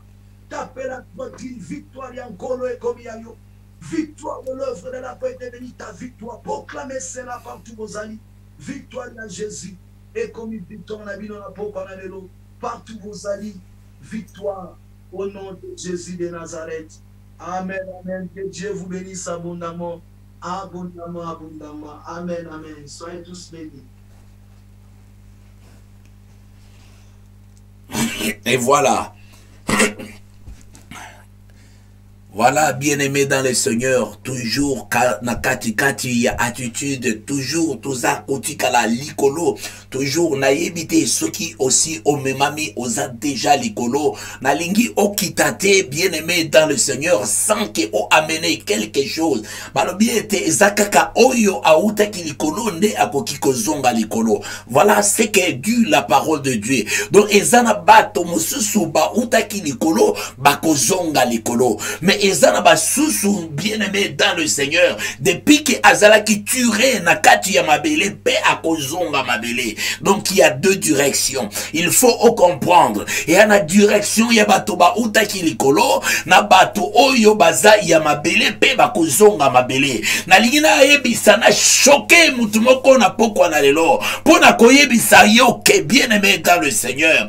Eza kaka na bato yo ba uta ki likolo toza deux catégories ya bato. Bien-aimé, tolobaki awa, bien-aimé, avant ya kobanda, tolobaki te esprit, nani oyo à côté ya na mukolo na lelo, pe tolobaki te nani za komema biso na kati ya enseignement, na kanisi bandeko, ebele balobaki te, ce qui otali na kati ya ba vidéo, balobaki te pasteur Géry, bien-aimé dans le Seigneur, mais awa ba uti kolobela biso, les rochers, bien-aimé, parce que ce qu'on continue na kati ya rocher, oza ko disparaître, oh bien-aimé, je bénis le Seigneur parce que même avant message, nalobakete yé mutaza côté ya bisoté parce que nebeke awa lelo toza ko kenene ko tutana na rocher.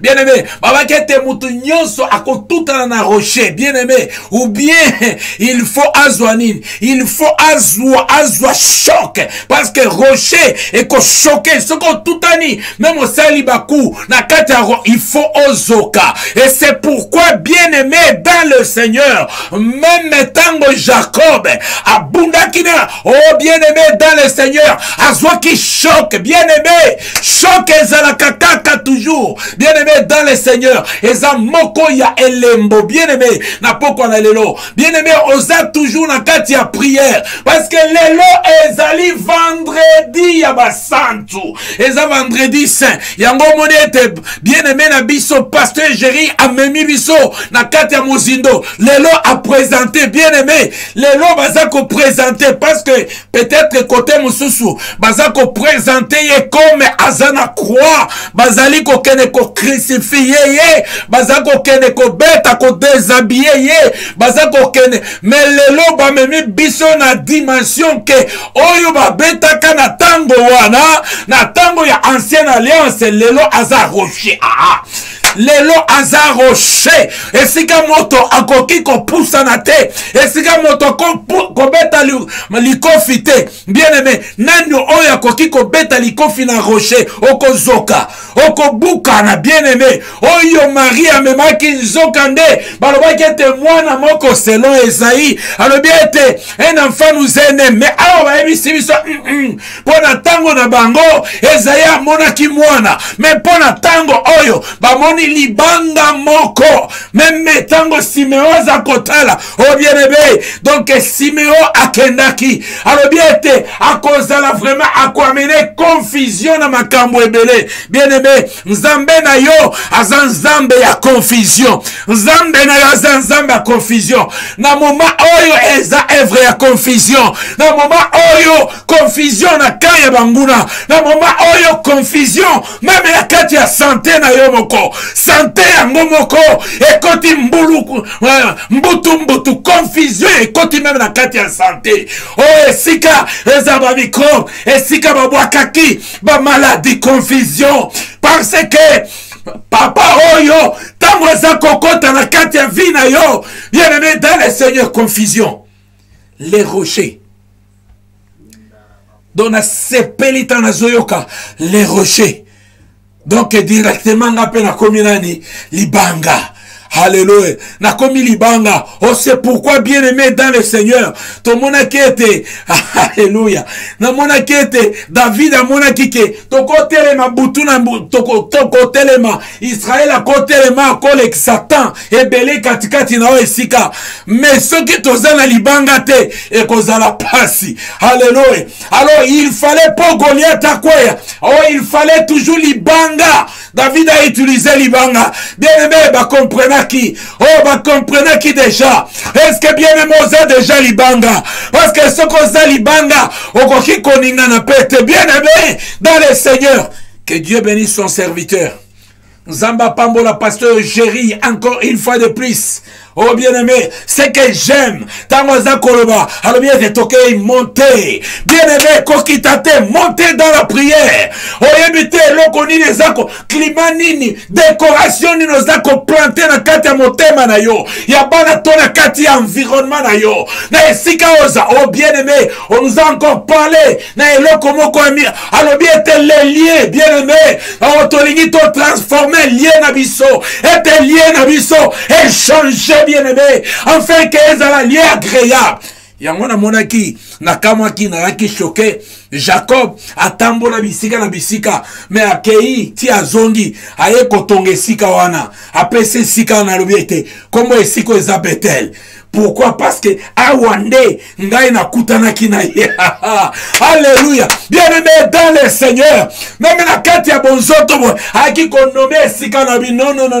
Esika onde na kutani na ye. Mais ba memi biso Saint-Esprit memi biso na dimension moko boye, na dimension moko neza ko sala elengika na kati ezali kokene ko kangola kolongola meme motema na likundu eza kopikola yango eza kopesa nsai eza kopesa esengo katikati na ngai katikati eza kopesa so espoir eza ko renaître esiko monekete eza perdu mais lelo baza kozongisa alobi na o azaki alobi tu seras avec moi dans le paradis. Paradis en wezanin. Bato azako luka. Azako tenin. Azako tenin. Alobi ngai na yo. Esika moko. Comme je suis dans le Père. Et le Père est en moi. Moi aussi je suis en toi. Et tu seras en moi. Alléluia. Alléluia. Gloire soit rendue au Seigneur. Gloire soit rendue au Seigneur. Oh Nzambe. Kene kobonde la. Keneko pambola instrument Zamba utilisé na poko na lelo ce qui vraiment osa béni bien aimé na linko yoka osako bondela pour na instrument Zamba a utilisé pour na instrument tozako kende vers na fin ya séminaire na biso tozako kende vers na fin ya séminaire mais na ngete okeneko pambola instrument oyo ba utilisé o vase ezaki utilisé pour être tozala servi na poko na lelo vase par la quel Saint-Esprit a l'équipe pour être à parler, à communiquer, à kangola yo, à kangola bana yo, à kangola ndako na yo, à kangola santé na yo, à kangola mosala na yo, à kangola eloko ya motuya o ezali vie spirituelle na yo, à kangola pour comprendre qui es-tu. À un moment donné, il faut qu'on mituna, qui suis-je? Qui suis-je na se moi? Ceux qui ont répondre à la question, Anna, oui, qui tu es, bien-aimé, directement, et ça debi, il y a changement, nakatia vinayo, qui suis-je? Qui suis-je? Alléluia. Qui suis-je? Et nani azalaka nakati nangai? Nani alubaka nakati nangai? Nani akambaka ngai? Nani akambaka ngai? Oh bien-aimé dans le Seigneur. Osana batu mususu. Okotala o eza enveloppe. Mais nakati na azalaka na nani?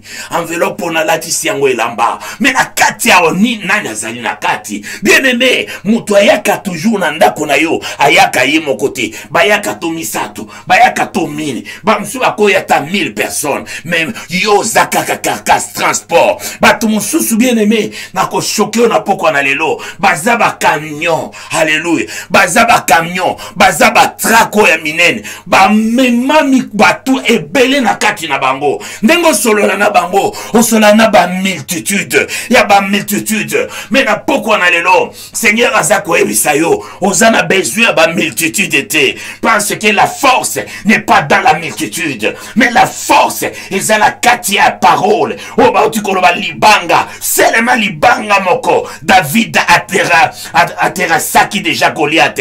Bien aimé dans le Seigneur, libanga kaka moko et amenaki chute et amenaki bouleversement, confusion na bisika nyonso. Nous avons besoin de Christ, nous avons besoin de Christ dans nos vies, nous avons besoin de Jésus. Tu as besoin de Jésus, tu as besoin de Jésus, j'ai besoin de Jésus, j'ai besoin pour ton problème là, pour ta situation, tu as besoin. Ya libanga wana, bien-aimé dans le Seigneur. Alléluia. Nous célébrons la fête et nous sommes dans la fête. Alléluia.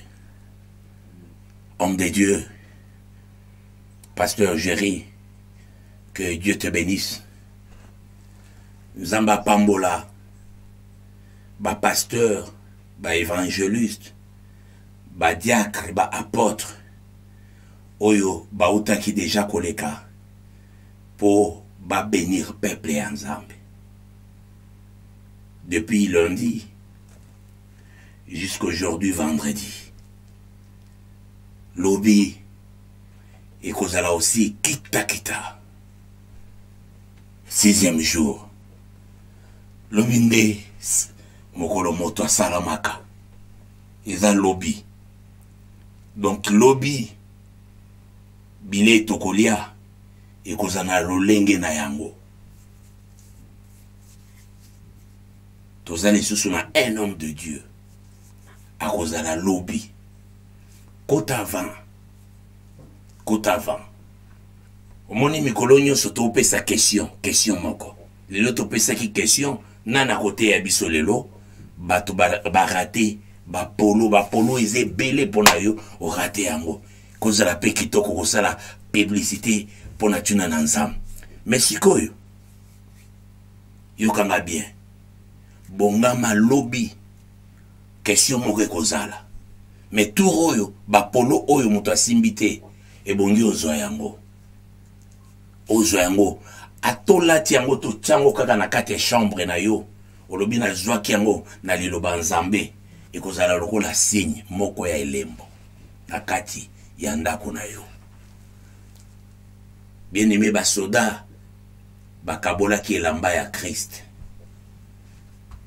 Mais bakanisa ki ke pouvoir ezala ki na kati elamba. Tant na lobi bongo alinko loba te ke pouvoir ezala na kati ya elamba. Alléluia.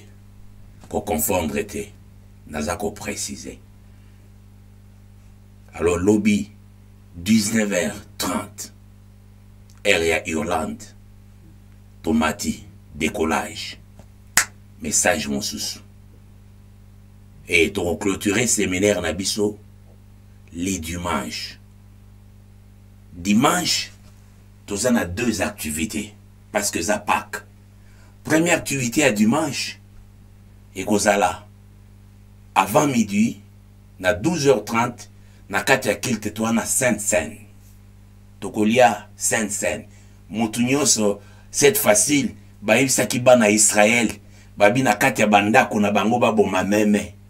Bien aimé, chaque famille dimanche oyo akosala ako préparer Sainte-Seine.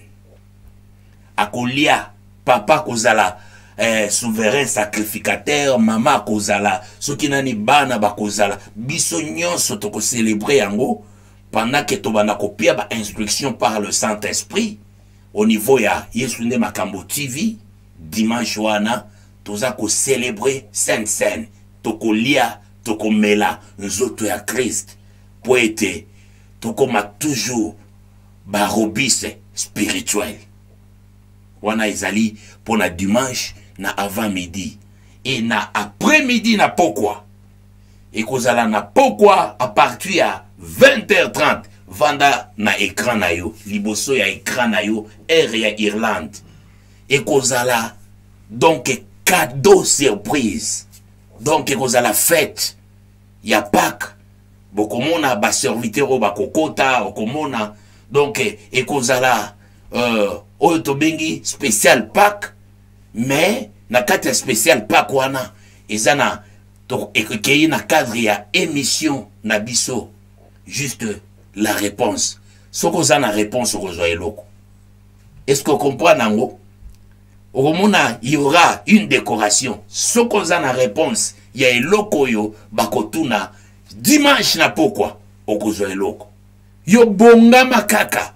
Bongama mais ekozala toujours basé na séminaire na biso.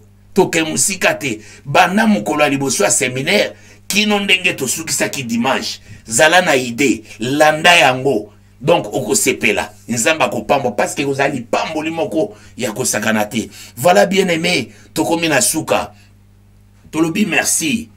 To pamboli, serviteur, l'homme de Dieu, papa, pasteur, Jerry, na mama, na biso, na Priska, na mboka, ya Lausanne, na bandeko nyonso, baote kolanda, izala ba mama Esther, tout le monde au balandi biso, à partir à Lausanne, Nzambe aibana kopambola bino kopambola musala monene za kosalema pena ngambo wana Nzamba pambola ndeko nyonso azaki na kati ya ligne balobi lié eza kokipe te eza dénomination te eza restauration te eza eloko moko te mais lié oyo ebongi te totelema na kati ya rocher. Alléluia. Et puis to mela maya eza kobimana na kati ya rocher. Voilà, moi j'aime naza adorateur ya révélation na lula révélation na ndenge ya kosakanate. Alléluia. On comprend de karake na lula yango na ndenge ya kosakanate. J'aime la parole révélée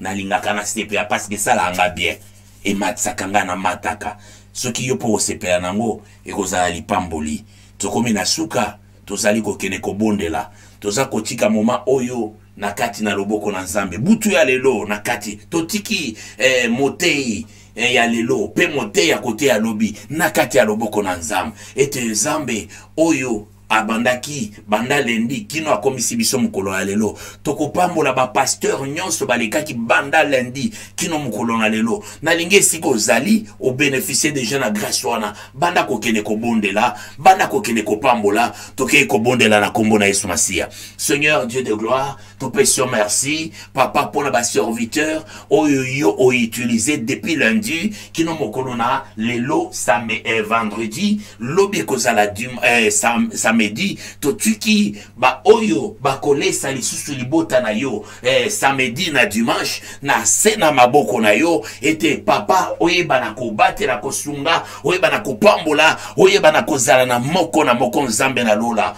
na moma oyo tozali kokende parce que présence na yo kobomba manakati na rocher ezali lipamboli ya makasi tokei ko détruire puissance nyonso ya mweni satana tokei ko détruire nyonso na kati ya mopepe nyonso etelemi mopepe nyonso na kati ya journal elo mopepe nyonso ale to telemisi yango to sufuka misi yango liboso ya parole na kombo na Yesu Kristo tozali ko proclamer victoire na biso kene ko proclamer victoire na kombo na Yesu Kristo ye tikala siko kimia na lina yebiso quelques mots au Saint-Esprit azako yebisa yo na pokwa na lelo yeba ete loko banaye ko lukozu yango yeba ete pase banaye ko salo na kati ya motema na moni ndenge esprit ya Nzamba za kolongola yango yeba ete loko zwa ole obanaki kolela Saint-Esprit aye ko consoler yo pe asali yango yeba ete butuna lelo na moni mutu moko Nzamba za kolakisa ye vina ye mobimba aye ko consoler ko lakisa vina ye mobimba abane komitu na Nzamba répondaka yete Nzamba lobelaka yete mais Nzamba aye ko lakisa yeke na kati ya vina ye nzoka Nzamba a intervenir na ba bitumba ya makasi oya kokai ko bunda kutute atikala koyeba yango te mais Nzamba aye ko fongola ye miso pe ko lakise makambo oyo Nzamba za penza malamu pona tuna na yo ezala kina mutu moko bien-aimé dans le Seigneur aloba alobi trop aleli trop parce que na kati ya famille na ye baza ko lakise ke babalaka difficilement ben Nzamba lobi ke atako biloko oyo na lobaki na bino soki bokangami na ngai oyo oyo nyonso eza au centuple na kopesa bino yango. Tala nzambe auti kofongola porte moko ya monene. Apesi mabala afongoli ba porte nyonso mabala juste parce que ozalaki na prière ya lelo. Apesi sikoyo mabala oyo oza mabala ya esengo et puis mabala oyo mibali oyo bakomema bino kino bakokonduire bino na nzela oyo komema bino na royaume ya nzambe. Et ozala mibali pas comme mibali nyonso te. Eza ba passager te, eza ba incirconcis te, mais oza kozwa bana na yo bazali kozwa mibali oyo bakozala na souci ya komema bana na yo ya basi na kati ya royaume ya nzambe. Bien-aimé dans le Seigneur, nzambe azali kosakola na kati na ba mabota ya bana ebele lokola kobeba eza liboso satan abongisi makambo ebele liboso, mais nzambe alobi ete ba oyo nyonso lelo na poko na lelo bakoti na kati ya rocher bakozala touche te. Ba oyo baza na kati ya rocher ata batie tonga ya vaccin ya corona ekobukana parce que baza na kati ya rocher ekota nde na kati ya rocher. Oh bien-aimé dans le Seigneur, il y a une provision pour toi na poko na lelo. Oh bien-aimé dans le Seigneur, Dieu t'a béni, bien-aimé. Dieu t'a béni. Aouti ko fongola ko sopa ma chaîne oyo banayi kotungisa yo bien-aimé kotika la bornete oza moto moko très important kozala na souci te oza très important nzokande nzambe na kati ya plan na ye abanayi kobongisa makambo minene alobi tellement ebele pona tuna na yo a communiqué tellement ebele a sali yo tellement bolam a consolé tellement makasi bien-aimé na kati ya journal lelo ya auto célébrer tolobi merci Saint-Esprit pona mosala kitoko merci na bana nzambe partout bisika bozali o tokomi na suka ya prière na biso toza koloba amen na makambo nyonso elobi ebimi awa juste manifester bana koloba amen pe oza ko partager bana koloba amen amen amen amen amen amen na kati ya fête ya monene sur la Pâque oyo tozali ko célébrer na mukolo lelo. Nzamba eba na kopambola yo, nzamba eba na kopambola moko na moko na kombo na Yesu Kristo. Tokutani na mukolo alobi voilà na kombo na Yesu tolobi amen. Wabino eza wabino toujours na pointe pasteur Léonka toza kopesa bino ba bye bye na ebite so pasteur Jerry azane loko ya suka ya koebisa peuple de Dieu. Voilà maloba yango na ipa pasteur Jerry napesi peuple de Dieu mote bino nyonso bolandi biso ozala toujours connecté branché na Yesu makambo TV bien-aimé. Yesu aza makambo pona biso ya minene akosala kopambola bino. Et puis je bénis l'homme de Dieu, pasteur Léonka Kouji, na libota nyonso, na mama Tete, nous allons béni, na ba serviteur de Dieu, équipe Mobimba, ma confrère Nabiso, les hommes de Dieu, vous allez béni. Attachons-nous dans la parole, pour tout le monde, gloire wana, au milieu Nabiso. Wana tokutani mbalasi. Amen. Tolobi bye bye. Toza kopesa bino bye. Nzamba zala na bino. Bisika nyonso bozali. Bye bye. Voilà.